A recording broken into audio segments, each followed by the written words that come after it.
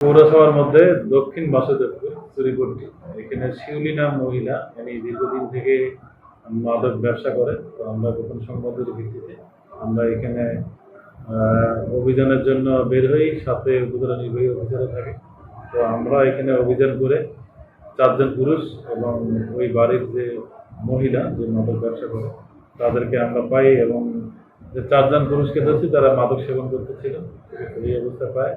এবং মোবাইল কোর্টে মহিলা ব্যতীত যারা 4 জন পুরুষ ছিল প্রত্যেকের 1 বছরের করে সাজা, আর মহিলাকে 3 মাসের সাজা দেওয়া হয়। হাতের মতো ধরছে নাকি সাবধানে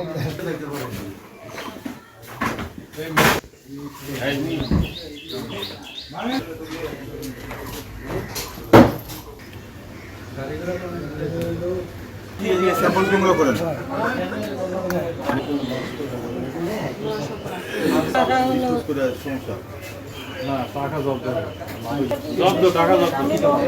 সমস্যা স্বর্ণের জিনিসগুলো